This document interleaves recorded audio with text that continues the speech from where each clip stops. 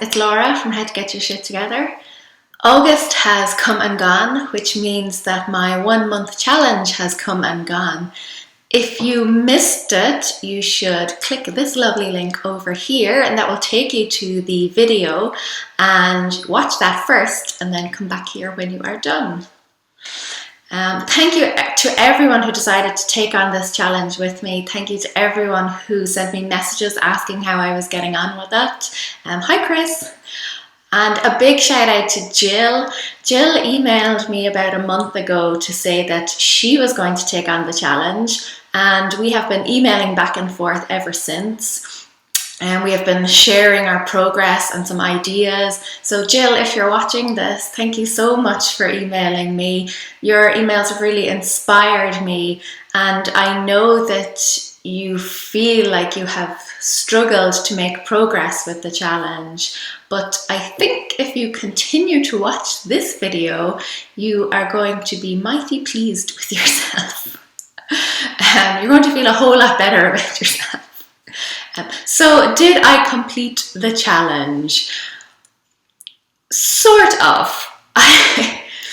The story you are about to hear is based on actual events and is in no way an excuse or an attempt to shirk my responsibilities or to shift the blame. It's merely some background information for you, just a representation of the facts as they happened. But I spent the first week of August on holidays with my daughter, my parents, and my aunt and uncle. Now that's an annual event, so I knew that was coming up and I had already factored that into my plan. What I didn't factor into my plan, what was completely unforeseen, was that when I returned from holidays, I ended up spending a night in the emergency department of the local hospital. Long story short, I was in absolute agony, but the pain passed. All of my tests came back clear, but I still have to go for some more tests later this month. But as you can imagine, that really took a lot out of me. I spent the rest of the week just trying to catch up on sleep and to rest up. And I just wasn't in a fit state for doing much of anything. I did manage to bring a few clothes to the charity shop. So week 2 wasn't a total bust, but I was definitely very low on energy. And if any of you have experienced very intense pain, you will know that even after the pain has passed, there's still a shadow of the pain left. You still feel kind of a stiffness or a soreness, and it drains you. You know, very bad pain really does drain you. It really takes it out of you. So week 2 wasn't the best for me. Week 3, I was working. I knew that I would be working, but I was asked to do a lot more hours than I had initially planned on doing. And then on top of that, Sam had to go to New York for some business meetings. It wasn't entirely last minute, but it certainly wasn't on the agenda when I set out to do this challenge. So that really kind of added to the mix of things. Week 4, the final week of the challenge then, I was still working. I was still doing those extra hours I had been asked to do. Sam was back, but he was sick.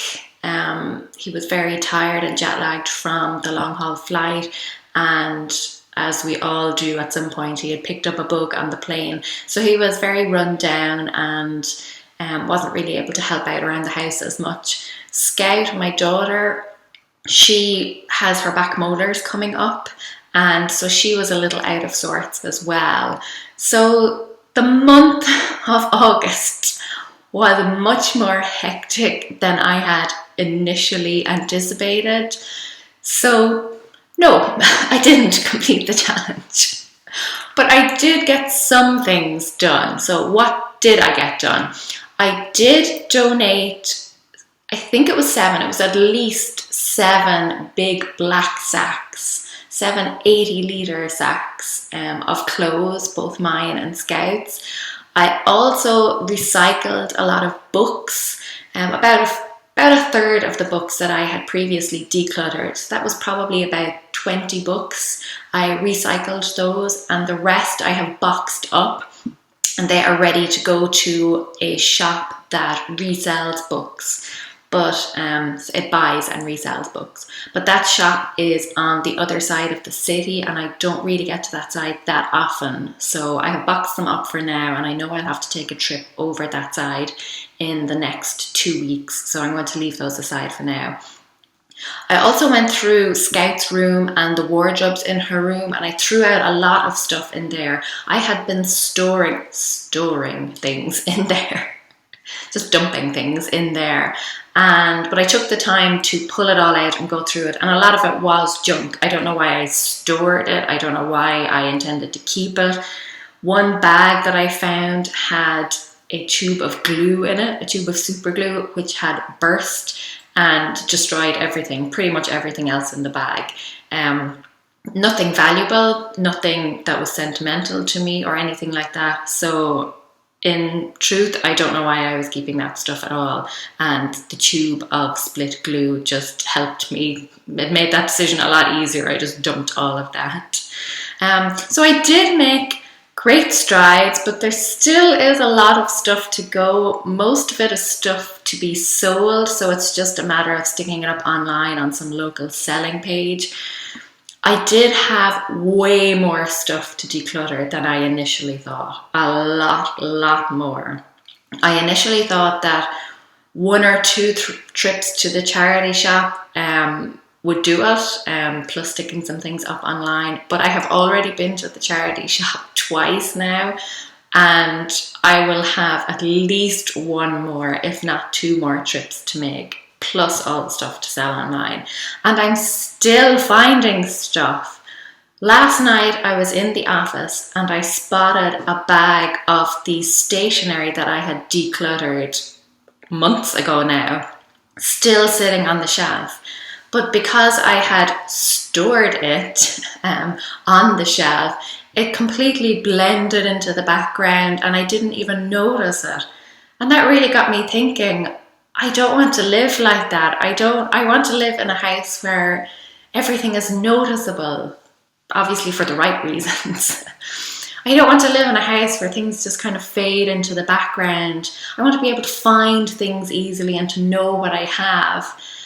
Marie Kondo says in her book that if something is buried so deeply that you forget about it, then it can't really have meant that much to you, or it can't spark that much joy for you. But for me, that's not always the case. Mostly it is, but I have found a lot of hidden gems along this journey. Things I thought I had lost, things I had been looking for, and finding those things again brought me joy. It was a joyful occasion to find them. So it has hardened my resolve to complete the KonMari method, because I don't want the things that I love to be buried underneath things that I don't. The method for me has now become not so much about deciding what I love, but rediscovering things that I love and reappreciating what I do have. So while I technically failed the challenge, I did still make a lot of progress. It still focused my attention on getting rid of things that I don't want or need. And I actually learned a lot from it, like how easy it is to turn a blind eye to things, how easy it is to just forget about things. So it's made me a lot more mindful and more aware of where clutter could be hiding. It's also taught me that life will always throw you a curveball. Just when you think that you're about to get your shit together, life will go, nah, I ain't having any of that. But that's what's great about life. It never lets you get complacent. It keeps you on your toes. So I had some success and I learned a lot from it. So really, what more can you ask for? I really want to hear about how you got on with the challenge, or if you're about to take on the challenge. because you can start it at any time. So be sure to leave your stories in the comments below. I really enjoy reading those. Or if you're going to be doing your own video, make sure you use the hashtag. Is that what the kids are doing these days? I can't keep up with all these things. I think this is hashtag. Make sure you use the hashtag in your video so that I can find it and watch it. But thank you for watching, and thank you for sharing this journey with me and for supporting me and for all the lovely messages. They really mean a lot, and I will see you next week for another video. Thanks so much, guys. Bye.